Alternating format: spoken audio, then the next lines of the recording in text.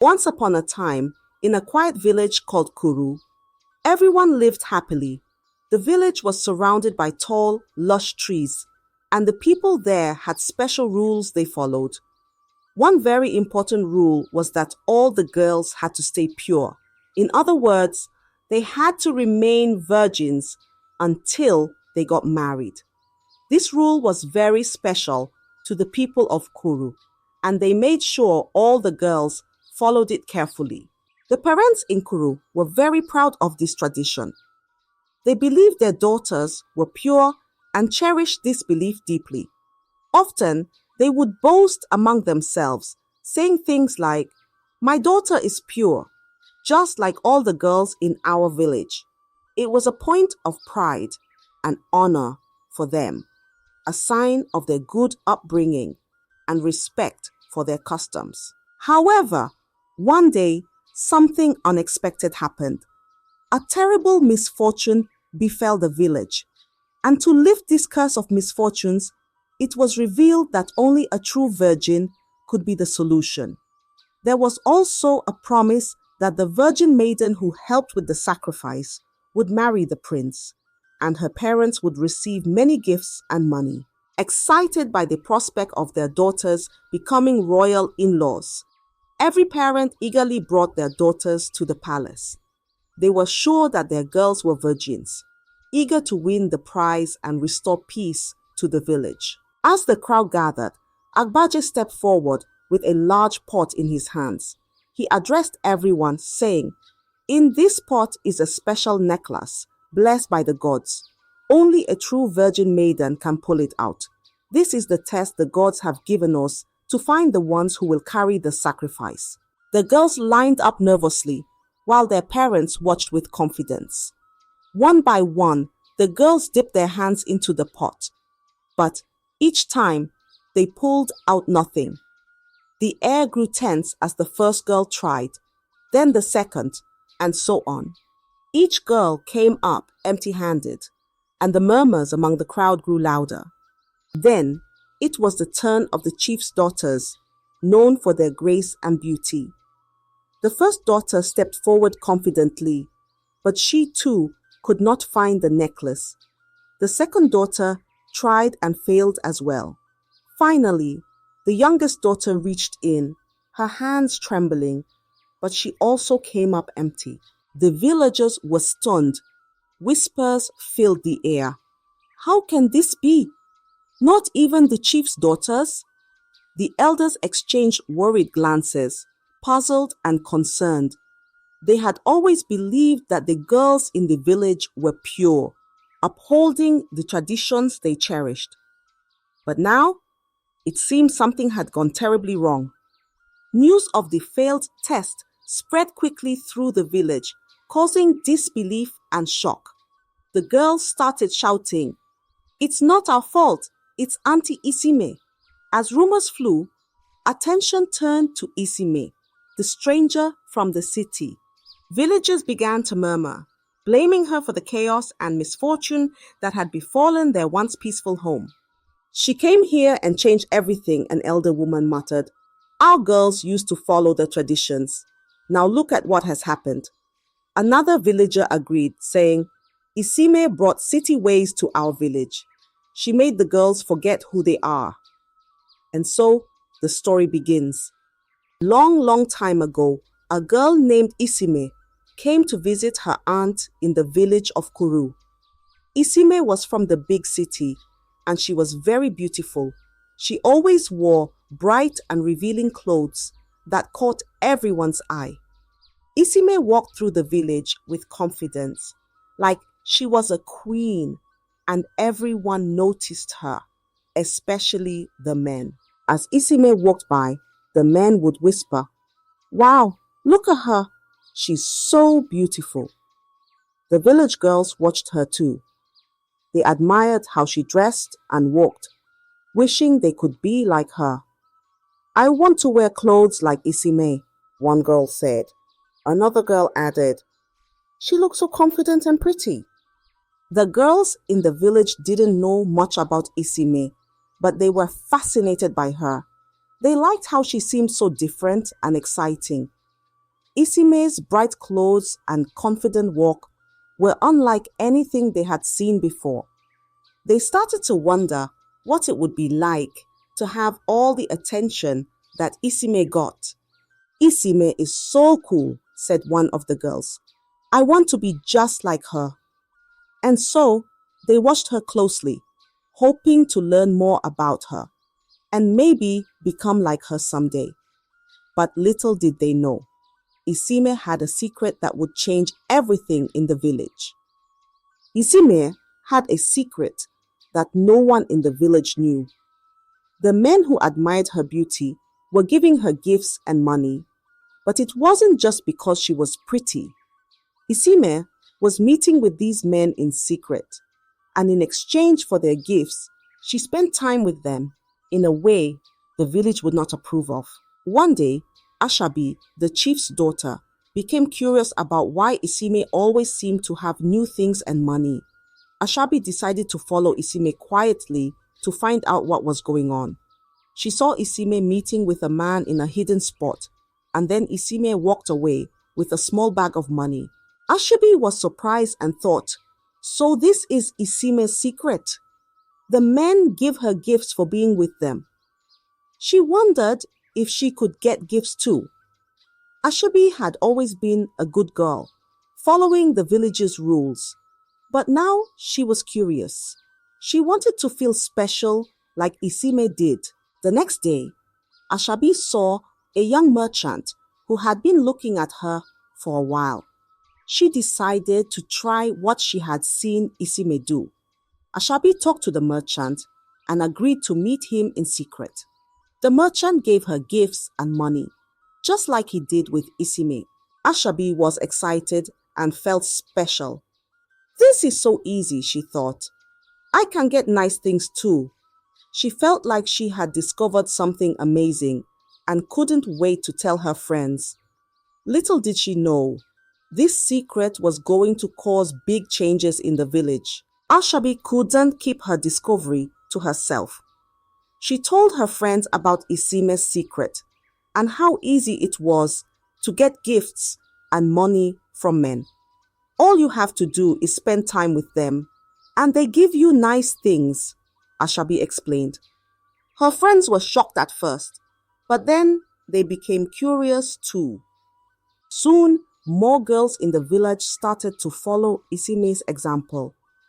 They began wearing makeup and dressing in ways that would catch the men's attention.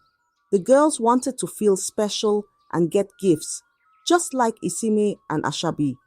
They whispered to each other, if Isimeh and Ashabi can do it, why can't we? Isimeh noticed the change in the village girls and saw an opportunity. She started organizing meetings between the girls and the men, taking a share of the gifts and money the girls received. Isimeh told them, I'll set everything up, and all you have to do is be nice to the men.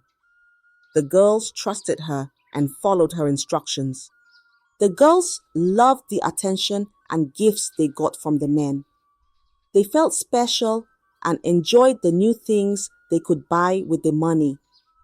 They started to forget about the village's important traditions of staying pure and respecting themselves. The excitement of receiving gifts made them forget the values they had grown up with. As more and more girls joined in, it became like a secret club. They kept everything hidden from their parents and the village elders. The girls thought they were just having fun, but they didn't realize the trouble they were getting into.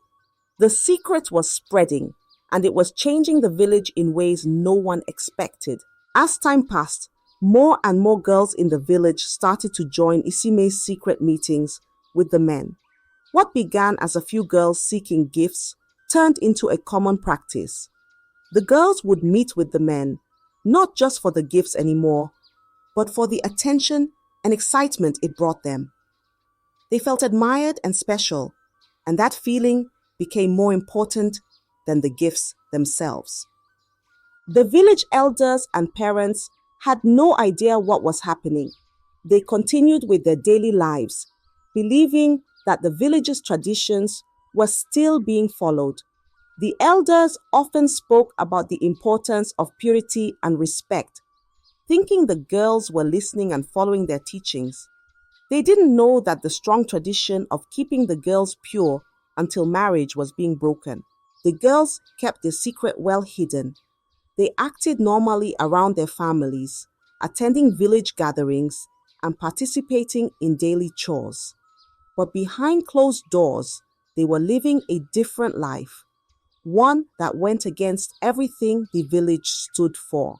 The taboo of meeting with men in secret had become a norm among the village girls. They no longer felt shame or guilt about their actions. Instead, they saw it as a new way of life, one that gave them freedom and attention. They had drifted far from the values they had been taught, and the once strong traditions of Kuru were quietly crumbling, unnoticed by the elders and parents. One day, something terrible happened in the village of Kuru. Plants began to wither, their leaves turning brown and dry. The animals, usually so full of life, started falling sick and dying. Worst of all, the villagers themselves began to suffer. Many people fell ill with strange symptoms that no one had seen before. It was a dark and frightening time for everyone. The villagers were scared and confused. They didn't know what was causing this sudden misfortune. They had always followed their traditions and respected the gods, or so they thought. Desperate for answers, they decided to visit the oracle, Agbaje, who was known for his wisdom and connection to the spiritual world. The villagers gathered at Agbaje's home, their faces filled with worry. The elder spoke first, explaining the situation and asking Agbaje what they could do to stop the curse. Agbaje listened carefully, his eyes closed as if he was deep in thought. After a long silence, he finally spoke. "The gods are angry," Agbaje said, his voice solemn. "They are displeased with the village, for the traditions have been broken. The purity that was once held dear has been lost. To appease the gods, a big sacrifice must be made. 2 virgin maidens must carry the sacrifice to the sacred altar." The villagers gasped. The idea of a sacrifice was serious, but even more so was the mention of virgin maidens. The village elders, who had always believed that all the young girls were pure, looked worried. They trusted that their traditions had been followed, but now they were not so sure. Agbaje continued, "The sacrifice must be made within 2 days. If not, the curse will grow stronger and more suffering will come upon the village." The villagers left Agbaje's home, their hearts heavy with concern. They knew they had to act quickly to find 2 virgin maidens for the sacrifice. The village had always prided itself on the purity of its girls, but now, with the strange behavior of the past few months, doubts began to creep into their minds. The once strong belief in their traditions was shaken, and the weight of the curse loomed over them all. That was how. The next morning, the town crier walked through the village, ringing his bell and shouting, "All young maidens, come to the palace! All young maidens, come to the palace!" His voice echoed through the streets, and soon every family heard the call. The villagers knew this was about the important sacrifice that Agbaje had spoken of. That was how, the following day, all the girls and their parents came to the palace. And when the virgin pot test was performed for all the girls by Agbaje, they found out no girl in the village was a virgin anymore. Isimeh had turned them all into prostitutes. Back in the present, Agbaje's voice broke the long silence of the story. "The gods see everything," he said gravely. "Their anger is clear. We must continue the search, for without the sacrifice, the curse will not be lifted." The villagers realized the seriousness of the situation. The purity they had taken for granted was gone. and the girls, who were supposed to represent the village's pride and tradition, had failed the test. Now, they faced the grim reality that finding the right maidens might be harder than they thought. The weight of the curse felt heavier than ever, and the village was filled with a sense of dread and urgency. The blame quickly shifted to Isimeh, who had become the symbol of everything that had gone wrong. The villagers believed that her influence had led the girls astray, causing them to abandon their traditions and bring the wrath of the gods upon them. The elders shook their heads, filled with disappointment and anger. Isimeh's parents, who lived in the city, soon heard about the trouble their daughter had caused. They were shocked and ashamed. Her father, a stern man who believed in discipline, was furious. "We should have raised her better," he said, his voice full of regret. "We were too lenient, and now she's brought shame upon us."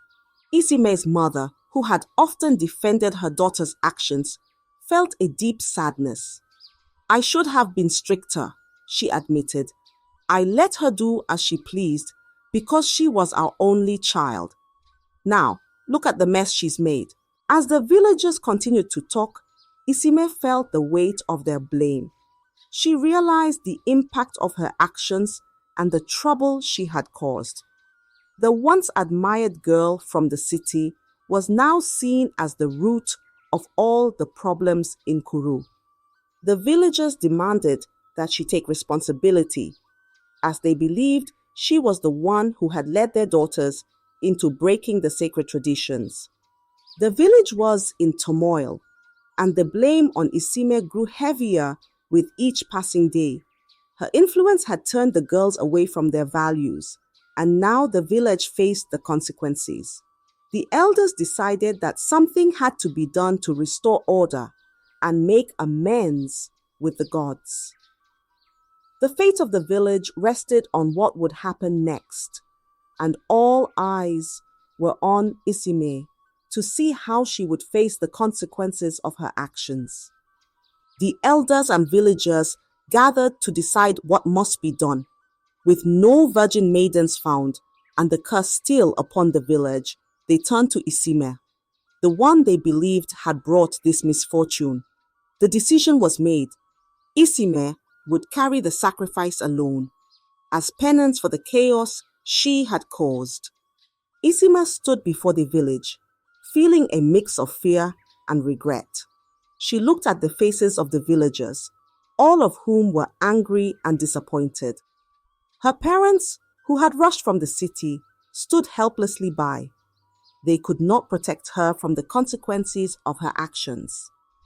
The oracle, Agbaje, handed her the calabash, filled with offerings for the gods. "You must take this to the sacred altar in the forest," he said. "You will walk alone. This is your burden to bear." With the heavy calabash on her head, Isimeh began her journey. She walked through the village, past the disapproving stares and whispers of the people. As she entered the dense forest, she felt truly alone. The trees closed in around her, and the path became more challenging.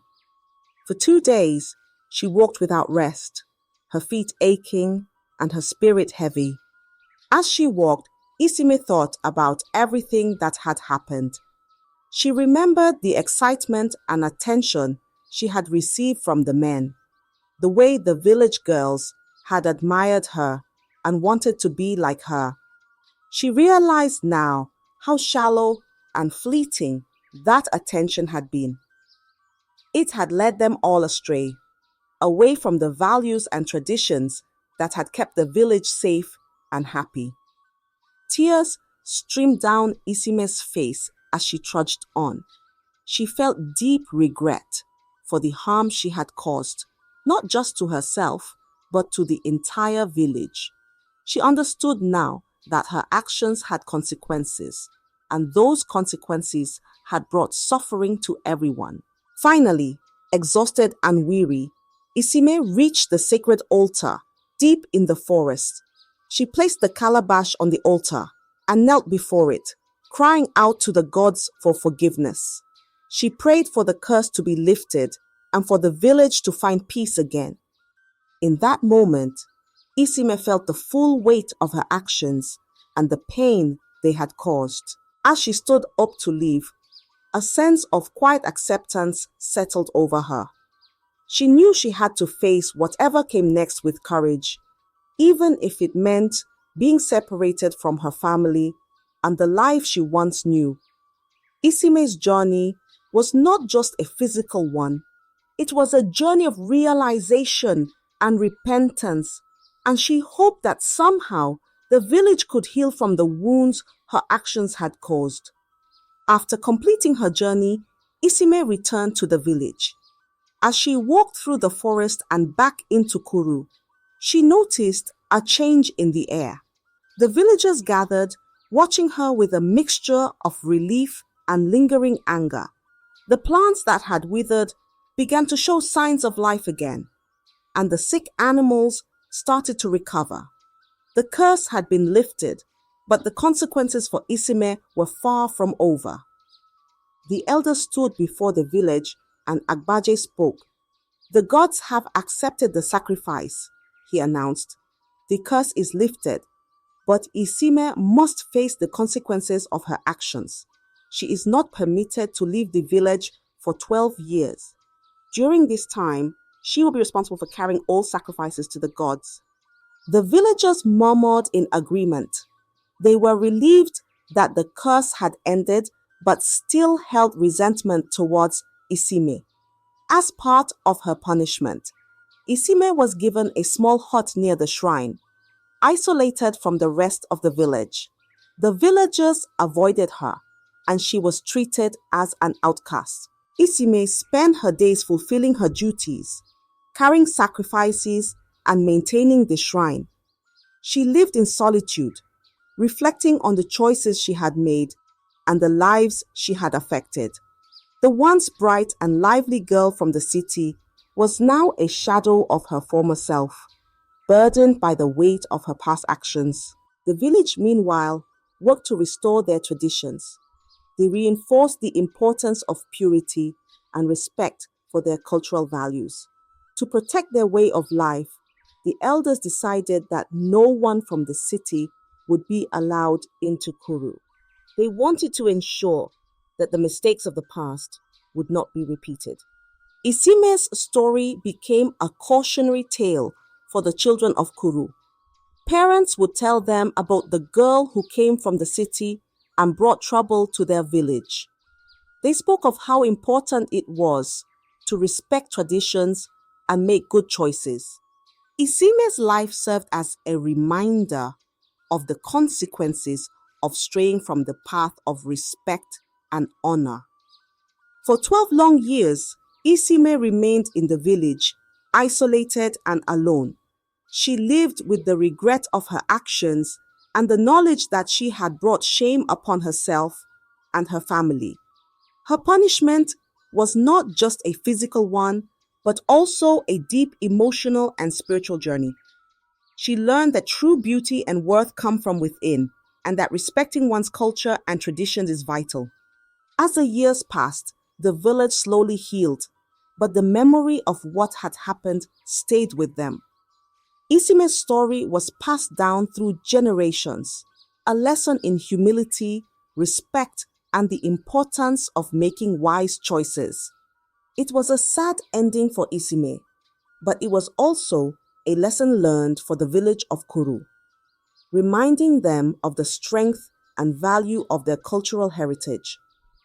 I hope you enjoyed the story. If so, please like the video, comment what you learned from the tale, and don't forget to subscribe to the channel for more enchanting tales just like this one. Thank you.